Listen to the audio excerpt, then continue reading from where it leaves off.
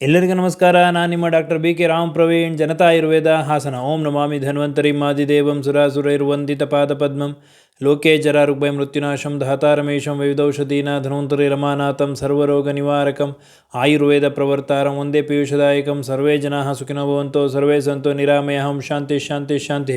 ವೀಕ್ಷಕರೇ, ಇತ್ತೀಚಿನ ದಿನಗಳಲ್ಲಿ ಅತಿ ಹೆಚ್ಚು ಜನರು ಈ ಒಂದು ಕ್ಯಾನ್ಸರ್ ಕಾಯಿಲೆಯಿಂದ ಬಳಲ್ತಾ ಇದ್ದಾರೆ. ಒಂದಲ್ಲ ಒಂದು ರೀತಿಯ ಕ್ಯಾನ್ಸರ್ ಕಾಯಿಲೆಯಿಂದ ಅವರು ಬಳಲ್ತಾ ಇದ್ದಾರೆ. ಇದಕ್ಕೆ ಪ್ರಮುಖವಾದ ಕಾರಣ ಏನು ಅಂತಂದರೆ ಅವರ ಆಹಾರ ವಿಹಾರ ಹಾಗೂ ಒತ್ತಡದ ಜೀವನ ಶೈಲಿ, ಈ ಎಲ್ಲದೂ ಪ್ರಮುಖ ಪಾತ್ರ ವಹಿಸ್ತದೆ. ಇವತ್ತಿನ ಒಂದು ಸಂಚಿಕೆಯಲ್ಲಿ ಯಾವ ಯಾವ ಆಹಾರಗಳನ್ನ ನೀವು ಸೇವನೆ ಮಾಡೋದ್ರಿಂದ ಈ ಆಹಾರಗಳು ಕ್ಯಾನ್ಸರ್ ವಿರುದ್ಧ ಹೋರಾಡ್ತದೆ ಹಾಗೂ ನಿಮಗೆ ರೋಗ ನಿರೋಧಕ ಶಕ್ತಿಯನ್ನು ಹೆಚ್ಚಿಸ್ತದೆ ಹಾಗೂ ನಿಮ್ಮ ಆರೋಗ್ಯವನ್ನು ಸುಸ್ಥಿತಿಯಲ್ಲಿ ಇಡ್ತದೆ ಅನ್ನೋದನ್ನು ಇವತ್ತಿನ ಸಂಚಿಕೆಯಲ್ಲಿ ತಮಗೆ ತಿಳಿಸ್ಕೊಡ್ತೀನಿ. ಅವುಗಳಲ್ಲಿ ಪ್ರಮುಖವಾಗಿ ಅರಿಶಿಣ ಒಂದು ಅದ್ಭುತ ಔಷಧಿಯಾಗಿ ಕೆಲಸ ಮಾಡ್ತದೆ.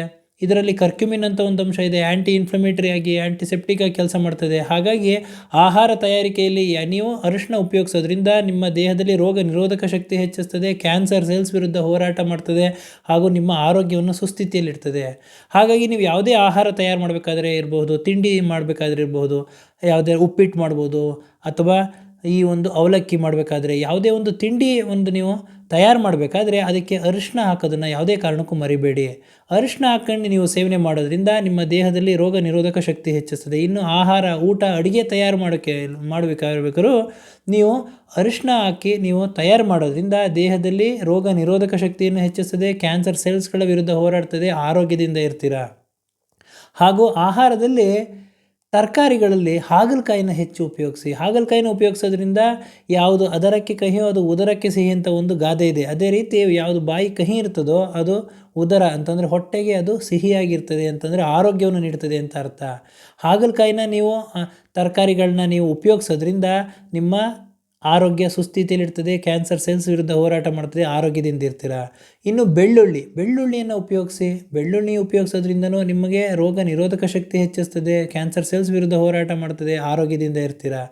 ಹಾಗೂ ಸೀತಾಫಲ ಸೇವನೆ ಮಾಡಿ. ಹಣ್ಣುಗಳಲ್ಲಿ ಸೀತಾಫಲ ಸೇವನೆ ಮಾಡೋದ್ರಿಂದ ನಿಮ್ಮ ಆರೋಗ್ಯ ಸುಸ್ಥಿತಿಯಲ್ಲಿರ್ತದೆ. ಇನ್ನು ಕ್ಯಾರೆಟು ಹಾಗೂ ಈ ಒಂದು ಕಪ್ಪು ಜೀರಿಗೆ ಉಪಯೋಗಿಸೋದ್ರಿಂದ, ದ್ವಿದಳ ಧಾನ್ಯಗಳನ್ನ ಸೇವನೆ ಮಾಡೋದ್ರಿಂದ ಹಾಗೂ ಪ್ರಮುಖವಾಗಿ ಅಣಬೆಗಳು ಅಂತಂದರೆ ಈ ಒಂದು ಮಶ್ರೂಮ್ಸ್ ಅಂತ ಏನು ಹೇಳ್ತಾರೆ ಅದರಲ್ಲಿ ತಿಂಡಿ ತಿನಿಸುಗಳು ಮಾಡೋದ್ರಿಂದ ನಿಮ್ಮ ಆರೋಗ್ಯ ಸುಸ್ಥಿತಿಯಲ್ಲಿರ್ತದೆ. ಹಾಗಾಗಿ ತರಕಾರಿಗಳಲ್ಲಿರ್ಬೋದು, ಹಣ್ಣಿರಬಹುದು, ಈ ಒಂದು ಪದಾರ್ಥಗಳನ್ನ ನೀವು ಸೇವನೆ ಮಾಡೋದ್ರಿಂದ ದೈನಂದಿನ ಜೀವನದಲ್ಲಿ ಆಹಾರ ತಯಾರಿಕೆಯಲ್ಲಿ ಇವುಗಳನ್ನು ನೀವು ಅಳವಡಿಸ್ಕೊಳ್ಳೋದ್ರಿಂದ ನಿಮ್ಮ ದೇಹದಲ್ಲಿ ರೋಗ ನಿರೋಧಕ ಶಕ್ತಿ ಹೆಚ್ಚಿಸ್ತದೆ. ಹಾಗೂ ಪ್ರತಿನಿತ್ಯ ಗ್ರೀನ್ ಟೀ ಕುಡಿಯೋ ಅಭ್ಯಾಸ ಇಟ್ಕೊಳ್ಳಿ. 1-2 ಬಾರಿನಾದರೂ ನೀವು ಗ್ರೀನ್ ಟೀ ಕುಡಿಯೋ ಅಭ್ಯಾಸ ಇಟ್ಕೊಂಡ್ರೆ ನಿಮ್ಮ ದೇಹದಲ್ಲಿ ಕ್ಯಾನ್ಸರ್ ಸೆಲ್ಸ್ ವಿರುದ್ಧ ಹೋರಾಟ ಮಾಡೋ ಶಕ್ತಿ ಇರ್ತದೆ ಹಾಗೂ ಆರೋಗ್ಯದಿಂದ ಇರ್ತೀರ, ಜೀವಕೋಶಗಳು ಚೆನ್ನಾಗಿರ್ತದೆ ಹಾಗೂ ನಿಮ್ಮ ಆರೋಗ್ಯ ಸುಸ್ಥಿತಿಯಲ್ಲಿರ್ತದೆ.